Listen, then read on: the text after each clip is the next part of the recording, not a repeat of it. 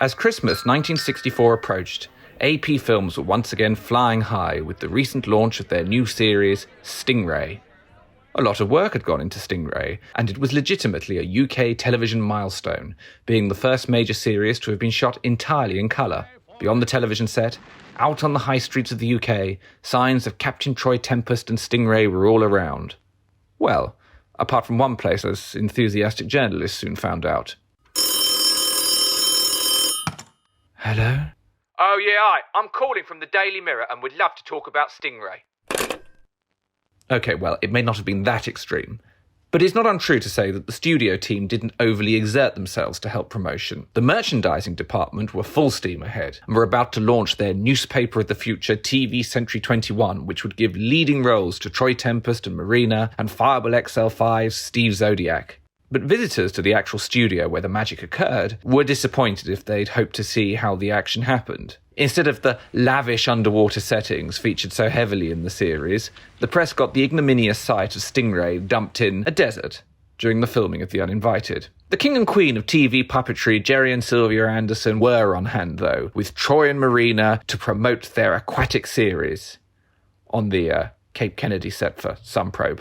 Such was the speed of production at APF that they were often on to the next series before the last one had been broadcast.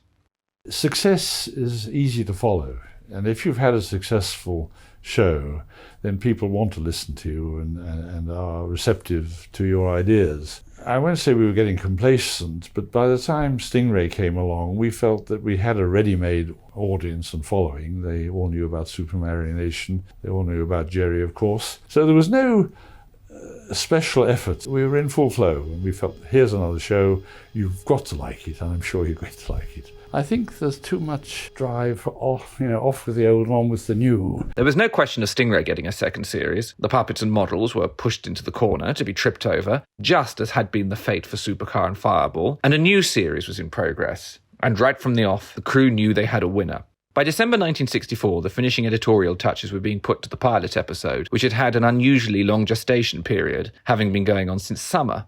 On December 8th, Barry Gray recorded the score for the hour-long episode, and the editorial department were on full boost to get the episode ready for Lou Gray to see it. Meanwhile, since around September-October, the three main stages, two for puppets, one for special effects, had been engaged on shooting the following episodes, all in a 25-minute format: Pit of Peril, City of Fire, Sunprobe, The Uninvited, The Mighty Atom, Vault of Death, Operation Crash Dive, Move, and You're Dead. These episodes were shot as Stingray had been, with 2 weeks afforded to the puppet stages for shooting. Special effects, on the other hand, often ran behind the puppet unit, which is the first in a series of complications in assessing the true Thunderbirds production order, if such a thing can be arrived at. Unlike Stingray, though, there were only 3 directors on this initial run of episodes, after John Kelly left the company earlier in the year. So Alan Patillo, David Elliott, and Desmond Saunders carried on as a reduced team. Ha! But what about David Lane, some of you cry? He did Sunprobe and The Mighty Atom. Which he did, sort of. But in 1964, they were both helmed by Alan Patillo. Alan Patillo was back on the stages when the Christmas break arrived, and filming paused on the script he'd also penned, Move and You're Dead. Before filming could resume, though, news came through that the series was being retooled as an hour. Move and You're Dead would now not be completed for another 11 months. Having written 2 scripts for the series, Move and You're Dead and the forthcoming Perils of Penelope, Alan was promoted to script editor in 1965 to oversee the reworking of the plots. With the September broadcast looming, there was no choice but to press on with the existing half-hour scripts, while someone worked out what to do with both future and past installments. The extensions to the original 1964 episodes were a mixed bag, but this week we'll be looking at one of the more successful reworkings, Vault of Death, written by Dennis Spooner and directed by David Elliott.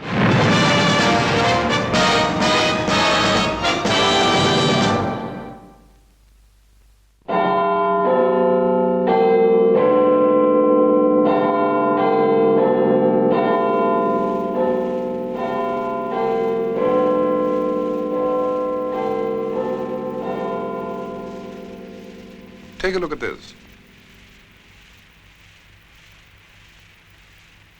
Fantastic, isn't it, Lovegrove? Here we are, standing inside the Bank of England. Outside it appears just as it was 2, 3, 4 centuries ago. And yet down here we have the strongest, most modern vault in the entire world. Oh, quite fantastic, Your Lordship. And that's how, according to the sole known original script, the episode began. This surviving script is missing a handful of pages, but fortunately retains the cover page, which tells us right off the bat that rather than a series of scenes inserted throughout, Vault of Death had an entirely new opening bolted on. So you can delete everything up to about minute 13. But what about the second half? Well, to help with this, we used the surviving pages to reconstruct how the original 25-minute episode might have looked. It should be pointed out, though, that this is merely a guide. Scripts are what the author intended, not what the director intended, but it's a useful starting point. Sadly, although fans dream of the original 25-minute edits turning up, none of them were ever completed. The earlier episodes would have been at rough cut stage. The latter of the original 9, though, probably didn't make it into the cutting rooms before everything had to be rethought. The first thing we found with our reassembly is that the episode was several minutes over length, so some deletions would have had to have been made in order to fit a half-hour broadcast slot. What these deletions would have been, we don't know, though it's possible they were reinstated when the episode length increased, if indeed they were shot at all in the first place. Although we're missing a handful of pages, it does seem that the back end of the episode is broadly as we know it, with a couple of minor scene changes and a couple of major scene changes. Now, back at the plot. In the original script, the new ultra-modern vault has been installed for some time. Lambert gets trapped in the vault, but Lord Silton, or Sefton as he is known in the script, has the key and his whereabouts are unknown. Eventually, Lovegrove manages to contact him, but Parker attempts to delay the return to London because he fears he may be about to squash his old cellmate's ultimate ambition of knocking off the Bank of England. To ease Parker's conscience, Lady Penelope offers to drive back to London. Meanwhile, as she terrifies her 2 passengers, Thunderbirds 1 and 2 have been dispatched to the danger zone, and Alan and Virgil are trying to cut their way through the door. Unable to break into the new vault, they consult with Base, where Grandma reminds them of the old London subway. Alan and Virgil tunnel to the back of the vault, and at the 11th hour, blast their way into the vault to save Lambert. Now, the surviving copy of the script runs out at that point, but examining the episode and taking a reasonable guess, sometimes dodgy, but we have no other choice, the film likely continued in the same vein until the end, except for moments where the old vault is mentioned. We'll come to that in a moment. So, when Lord Silton complains about the ease with which the vault has been infiltrated... Did you see that, Lovegrove? The Bank of England vault opened with a hairpin? Outrageous. Oh, indeed, sir. That is likely from the half hour, but when we cut to the close-up, and his collar position has changed and he refers to the old safe... It'll mean fitting a new safe. We could do worse than go back to the old one. At least that took him 2.5 hours. That will likely have been added later. Fans often talk of chopping the hour episodes down to get back to the original half hour, but on the whole, APF, under the supervision of Gerry Anderson in the editorial department, did try to rework the episodes with finesse, even if occasionally they were forced to jam stuff in any way they could. Time and money were ebbing away after all. But for Vault of Death, the key change from the original 25 minutes was the redubbing, well, maybe reshooting, but probably redubbing, of the light-fingered Fred scene. In the original version, the installation of the futuristic vault takes place in the past, when Parker is away, and not in the present, as it does in the final cut. In the original version, Fred is inspired to bust the Bank of England because the newspapers claim it is burglar-proof. Here, nosy. Seen this? It says here that this new vault is burglar-proof. It's hard to make a dishonest living in this scientific age, Fred. Don't you believe it, nosy. When I get out of here, I'll crack this job. You'll rob the Bank of England? No, you mark my words. I shall break into the vault, and I personally will do the Bank of England. So what was added for the hour? Well, 6 months later, after the episode was supposedly finished, David Elliott returned to direct the new opening sequence, which includes an atmospheric opening with Penelope and Parker breaking into the Bank of England, which leads to the installation of a new vault. Probably one of my favourite films I've ever worked on. So I said to Bob Bell, who's the art director on that, we want the exterior of the Bank of England.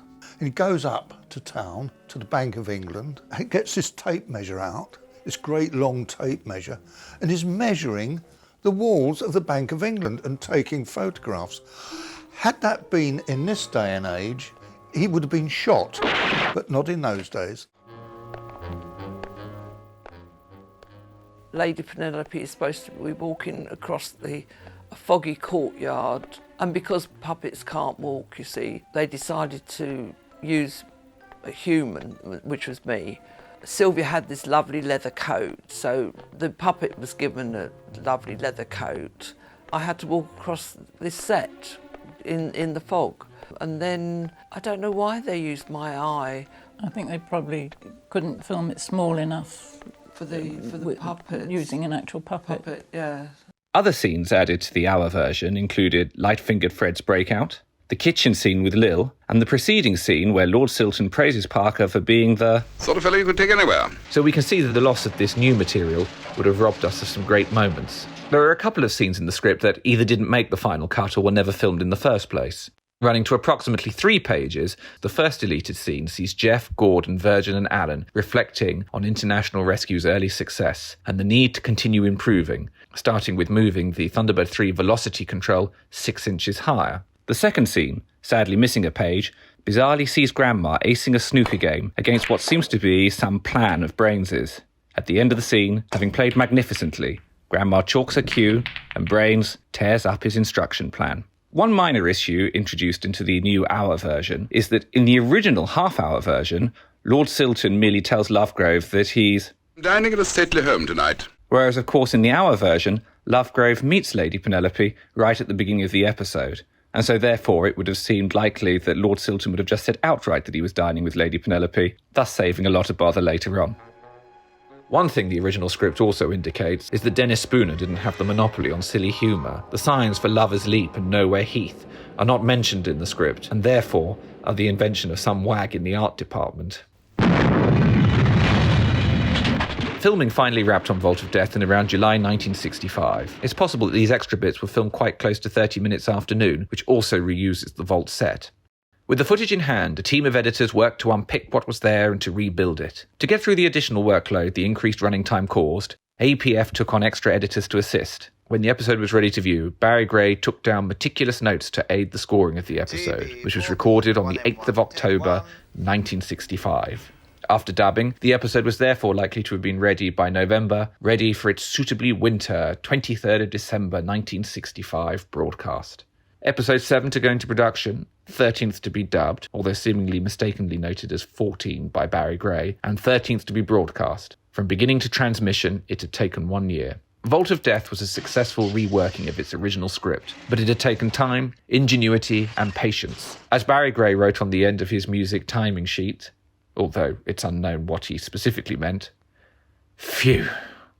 Someone seemed to agree, because underneath that it's written, "I think the same as you."